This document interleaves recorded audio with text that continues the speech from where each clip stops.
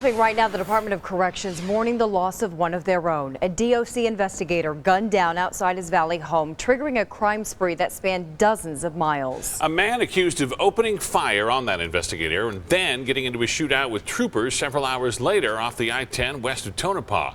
Here's a chilling picture from that scene. A Jeep riddled with bullet holes. The suspect injured in the gun battle, now in the hospital. Our crew's following this developing story every step of the way. Let's get started with ABC 15's Melissa Blasius. And Melissa, you just were able to speak with a family member of that investigator who lost his life.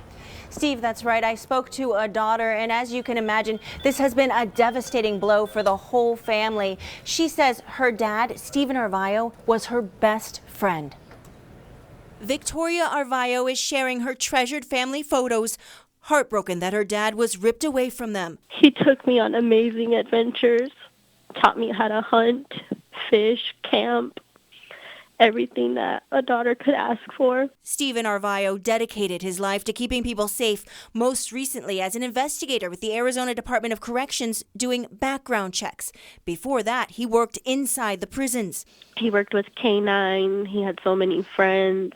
He served in the Navy, and he really honored everybody and protected everybody. He faced danger in his jobs, but ultimately was killed in his own yard while he was out fixing his car.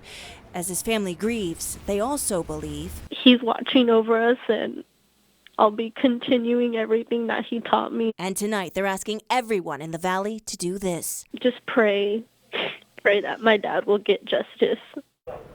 And it's important to point out here that Stephen Arvallo's shooting death has no apparent connection to his work at the Department of Corrections. The suspect here is a neighbor. In the Satellite Center, Melissa Blasius, ABC 15 Arizona.